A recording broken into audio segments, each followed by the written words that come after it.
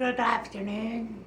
I'm just going to give it a minute and start this broadcast by sharing with you what this means and share with you a vision that occurred to me in 2011. This used to be my radio broadcast show, and I was heavily involved in radio, and I started doing YouTube blogs so that I could stay connected with the radio industry. But I had a vision in 2011, and I saw heaven in this dream. And what I saw was not just heaven, but construction workers, not literally construction workers, but construction going on to build the city of heaven. And I was sitting here thinking, like, why didn't I share this story sooner about this vision? And I went on to think about it, and I started having more visions about it, about what would habitation look like in heaven. Habitation being, what will we be experiencing? Would we have furniture? Would we have clothes? Things that are tangible. Clothes, I know, are going to be fitted for our eternal bodies. Now, I've been going through a few things. I was like, tunics definitely come to mind. That's one thing. But I think that we will be dressed in regular clothes too. I definitely think we're going to have options and choices. And we will be allowed to live just like it is been said in the Lord's Prayer. What will be done on earth will be done in heaven. So it got me thinking today, as I had continued with this vision, about what happened to the railroad conductor that died in the explosion that occurred in East Palestine. I think it was that one or the other railroad construction worker that died in one of the other explosions. And I thought, there are so many important people who have passed away. And I wonder if their role in heaven is playing a part of the New Jerusalem. What is New Jerusalem going to look like? We know that. We've seen images of it on YouTube, on Google. But really, to embrace this image of what we're going to experience is another story. Like, are we going to have refrigerators? Are we going to have stoves? Are we going to cook? Are we going to have wood ovens, stone ovens? Are we going to cook the way Jesus would have us cook?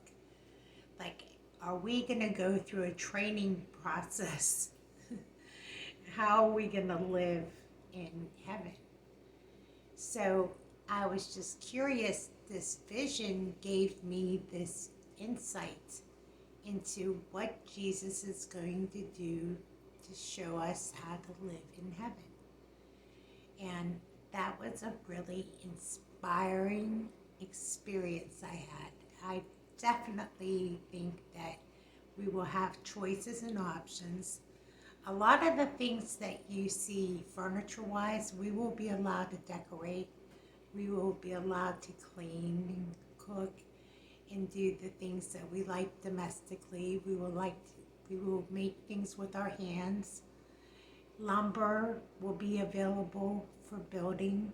So there are things that are going to be available to us that we will be able to rebuild our lives in heaven as it was on earth.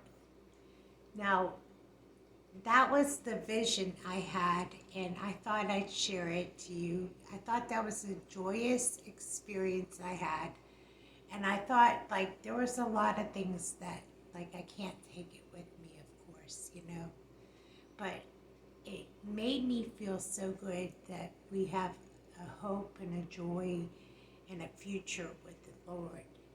And listen, even if we can't replace our possessions, we have possessions in God's riches in heaven.